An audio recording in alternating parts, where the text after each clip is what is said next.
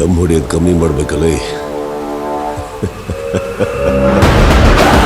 ನಮಸ್ಕಾರ, ನೀವ್ ನೋಡ್ತಾ ಇದ್ರ ಫಿಲ್ಮಿ ಬೀಚ್ ಕನ್ನಡ. ನಾನು ಚಂದನ. ನಾನ್ ಇವತ್ತು ಮಾರ್ಕ್ ಸಿನಿಮಾನ ನೋಡ್ಕೊಂಡ್ ಬಂದೆ. ಜಸ್ಟ್ ಈಗ ತಾನೇ ಶೋನ ಮುಗಿಸ್ಕೊಂಡು ಹೊರಗಡೆ ಬಂದ್ರು ಕೂಡ ಇದು 3ನೇ ಶೋ. ಅಂದ್ರೆ ಬೆಳಗ್ಗೆ 6:30ಗೆ ಫ್ಯಾನ್ಸ್ ಶೋ ಆಯೋಜನೆ ಮಾಡ್ಲಾಗಿತ್ತು. ಅದಾದ್ಮೇಲೆ 10:30 ಶೋ. ಈಗ 1:15 ಶೋಗೆ ಕೂಡ ಥಿಯೇಟರ್ ಫುಲ್ ಆಗಿದೆ. ಎಲ್ಲಾ ಕಡೆ ಕಿಚ್ಚನ ಅಭಿಮಾನಿಗಳು ಕಿಚ್ಚ ಕಿಚ್ಚ ಕಿಚ್ಚ ಕಿಚ್ಚ ಅಂತ ಸೆಲೆಬ್ರೇಟ್ ಮಾಡ್ತಿದ್ದಾರೆ.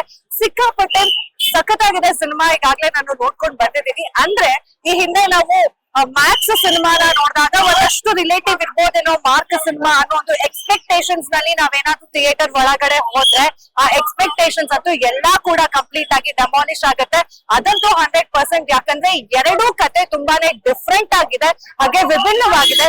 ಮೇಕಿಂಗ್ ನಮ್ಗೆ ಒಂದೇ ರೀತಿಯಾಗಿ ಕಾಣಿಸ್ಕೋಬಹುದು. ಯಾಕಂದ್ರೆ ಅಲ್ಲಿ ಕೂಡ ನೈಟ್ ಶೂಟ್ ನನ್ನೇ ನಾವ್ ನೋಡಿದೀವಿ. ಇಲ್ಲೂ ಕೂಡ ಒಂದಷ್ಟು ನೈಟ್ ಸೀಕ್ವೆನ್ಸಸ್ ಜಾಸ್ತಿ ಇರೋದ್ರಿಂದ, ಅಂದ್ರೆ 80% ನೈಟ್ ಸೀಕ್ವೆನ್ಸಸ್ ಜಾಸ್ತಿ ಇರೋದ್ರಿಂದ ಎಲ್ಲೋ ಒಂದ್ ಕಡೆ ಮೇಕಿಂಗ್ ನಮ್ಗೆ ರೊಟೀನ್ ಅಂತ ಅನ್ಸುತ್ತೆ. ಆದ್ರೆ ಕತೆ ವೈಸ್ ನಾವ್ ನೋಡೋದಾದ್ರೆ ಅಲ್ಲಿ ನಾಳೆ ಜಾಯಿನ್ ಆಗ್ತಾ ಇದಾರೆ ಪೊಲೀಸ್ ಆಫೀಸರ್ ಅನ್ನೋರ ಕತೆ ಶುರು ಆಗುತ್ತೆ. ಆದ್ರೆ ಇಲ್ಲಿ ಸಸ್ಪೆಂಡ್ ಆಗಿರುವಂತಹ ಪೊಲೀಸ್ ಆಫೀಸರ್ ನ ಕತೆನ ನಾವ್ ನೋಡ್ಬೋದು.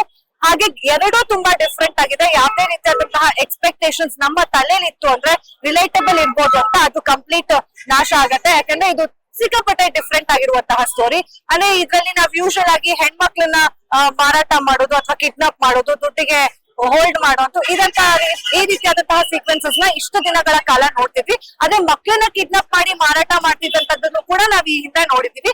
ಬಟ್ ಇದನ್ನ ಹೇಗೆ ಮಕ್ಳನ್ನ ಕಿಡ್ನಾಪ್ ಮಾಡ್ತಾರೆ, ಯಾಕೆ ಮಾಡ್ತಾರೆ, ಹಾಗೆ ಅವ್ರನ್ನ ಹೇಗೆ ಮಾರ್ಕ್ ಬಿಡಿಸ್ಕೊಂಡ್ ಬರ್ತಾರೆ ಅನ್ನೋ ಒಂದು ಬ್ಯೂಟಿಫುಲ್ ಕಥೆನ ಇಲ್ಲಿ ಎಂದಿದ್ದಾರೆ. ಹಾಗೆ ಒಂದು ಸಸ್ಪೆಂಡ್ ಆಗಿರುವಂತಹ ಪೊಲೀಸ್ ಆಫೀಸರ್ ಸುತ್ತಮುತ್ತ ನಡೆಯುವಂತಹ ಕತೆ ಇದು. ಹಾಗೆ ಒಂದು ಸಿಎಂ ಕುರ್ಚಿಗೂ ಕೂಡ ಇದು ಸ್ವಲ್ಪ ರಿಲೇಟ್ ಆಗತ್ತೆ. ಸೊ ಪಾಲಿಟಿಕ್ಸ್ ಕೂಡ ಇನ್ವಾಲ್ವ್ಡ್ ಇದೆ ಈ ಕಥೆಯಲ್ಲಿ ಅಂತ ಹೇಳ್ಬೋದು. ಇನ್ನು ಕಿಚ್ಚ ಸುದೀಪ್ ಅವರ ಲುಕ್ ನೋಡಿದ್ರೆ ಎಲ್ಲರೂ ಫಿದಾ ಆಗೋದು ಗ್ಯಾರಂಟಿ. ಹಾಗೆ ಅವರ ಡೈಲಾಗ್ ಗಳು ಕೂಡ ತುಂಬಾ ಅದ್ಭುತವಾಗಿರುವಂತಹ ಡೈಲಾಗ್ ಗಳನ್ನ ಈ ಸಿನಿಮಾದಲ್ಲಿ ನಾವು ಕೇಳಿಸ್ಕೋಬಹುದು. ಹಾಗೆ ಸಾಂಗ್ಸ್ ಬಗ್ಗೆ ಮಾತಾಡೋದಾದ್ರೆ ಸಾಂಗ್ ಮೇಕಿಂಗ್ ಕೂಡ ತುಂಬಾ ಅದ್ಭುತವಾಗಿದೆ. ಇಡೀ ಥಿಯೇಟರ್ ನಿಂತು ಡ್ಯಾನ್ಸ್ ಮಾಡುವಂತಹ 2 ಹಾಡುಗಳನ್ನ ತುಂಬಾ ಅದ್ಭುತವಾಗಿ ಕೊಟ್ಟಿದ್ದಾರೆ ಚಿತ್ರತಂಡಕ್ಕೆ. ಇನ್ನು ವಿಜಯ್ ಅವರ ಡೈರೆಕ್ಷನ್ ಬಗ್ಗೆ ಮಾತನಾಡೋದಾದ್ರೆ ಡೈರೆಕ್ಷನ್ ತುಂಬಾ ಅದ್ಭುತವಾಗಿ ಮಾಡಿದ್ದಾರೆ ವಿಜಯ್ ಅವರು. ಅಂದ್ರೆ ಅವರು ತಮಿಳವ್ರು ಆಗಿದ್ರು ಕೂಡ ಅಂದ್ರೆ ಒಂದಷ್ಟು ನಾವು ಲಿಪ್ಸಿಂಕ್ ಆಗಲ್ಲ ಅನ್ನೋದನ್ನ ಗಮನಿಸಬಹುದು ನಮ್ಮ ಕನ್ನಡದಲ್ಲಿ.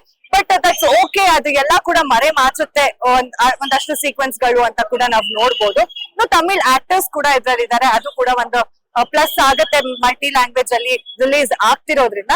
ಇನ್ನು ವಿಜಯ್ ಅವರ ಕತೆ ತುಂಬಾ ಅದ್ಭುತವಾಗಿ ಬರ್ತಿದ್ದಾರೆ. ತುಂಬಾ ಅದ್ಭುತವಾದಂತಹ ಮೇಕಿಂಗ್ ಕೂಡ ಇದರಲ್ಲಿ ನೋಡ್ಬೋದು. ಇನ್ನು ಕ್ಯಾಮ್ರಾ ವರ್ಕ್ ವೈಸ್ ನೋಡೋದಾದ್ರೆ ಎಲ್ಲೂ ಕೂಡ ನಮ್ಗೆ ಇದೊಂದ್ ಸ್ವಲ್ಪ ಸರಿ ಬರ್ತಿಲ್ಲ, ಇದಷ್ಟು ಚೆನ್ನಾಗಿಲ್ಲ ಆ ತರ ಎಲ್ಲೂ ನಮ್ಗೆ ಫೀಲ್ ಆಗಲ್ಲ. ಇನ್ನು ಕ್ಲೈಮ್ಯಾಕ್ಸ್ ವಿಚಾರಕ್ಕೆ ಬರೋದಾದ್ರೆ ಕ್ಲೈಮ್ಯಾಕ್ಸ್ ಒಂಥರ ಸೀಟ್ ಎಡ್ಜ್ ನಲ್ಲಿ ಕುತ್ಕೊಂಡು ನೋಡುವಂತಹ ಕ್ಲೈಮ್ಯಾಕ್ಸ್ ಅನ್ನ ವಿಜಯ್ ಅವರು ಡೈರೆಕ್ಟ್ ಮಾಡಿದ್ದಾರೆ.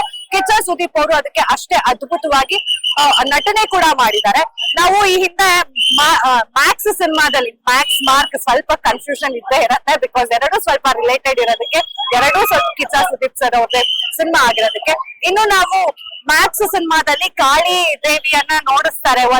ಆ ಸ್ವಾಗ್ ನಲ್ಲಿ ಡ್ಯಾನ್ಸ್ ಮಾಡೋದಾಗಿರ್ಬೋದು, ಅಥವಾ ಅದೊಂದು ಆರನ ಏನು ಥಿಯೇಟರ್ ನಲ್ಲಿ ಕ್ರಿಯೇಟ್ ಮಾಡಿದ್ರು ಕಿಚ್ಚ ಅವರು. ಮಾರ್ಕ್ ಸಿನಿಮಾದಲ್ಲೂ ಕೂಡ ನಾವು ಕಾಳಿ ಆರಾಧನೆಯನ್ನ ನೋಡ್ಬೋದು. ಅಲ್ಲೂ ಕೂಡ ಅಷ್ಟೇ ಅದ್ಭುತವಾಗಿ ಒಂದೆರಡು ಸ್ವಾಗ್ ಸ್ಟೆಪ್ ಗಳನ್ನ ಹಾಕಿ ಅಭಿಮಾನಿಗಳಿಗೆ ಎಂಟರ್ಟೈನ್ ಮಾಡಿದ್ದಾರೆ ಅಂತ ಹೇಳ್ಬೋದು.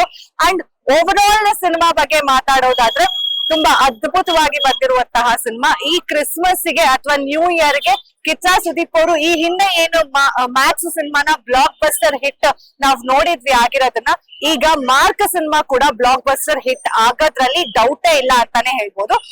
ಫಸ್ಟ್ ಹಾಫ್ ಅಂತೂ ತುಂಬಾ ಚೆನ್ನಾಗಿ ಬಂದಿದೆ. ಸೆಕೆಂಡ್ ಹಾಫ್ ಎಲ್ಲೋ ಒಂದ್ ಕಡೆ ನಮ್ಗೆ ಇದ್ ಬೇಡವಾಗಿತ್ತೇನೋ, ಒಂದ್ ಸ್ವಲ್ಪ ಕಡಿಮೆ ಮಾಡ್ಬೇಕಿತ್ತೇನೋ, ಲ್ಯಾಗ್ ಆಯ್ತೇನೋ ಅನ್ನೋ ಒಂದು ಫೀಲಿಂಗ್ ಎಲ್ಲೋ ಒಂದ್ ಕಡೆ ಬರುತ್ತೆ ಅಷ್ಟೇ. ಅಷ್ಟು ಬಿಟ್ರೆ ಇನ್ನ ಓವರ್ ಆಲ್ ಸಿನಿಮಾ ತುಂಬಾ ಸೂಪರ್ ಆಗಿ ಬಂದಿದೆ.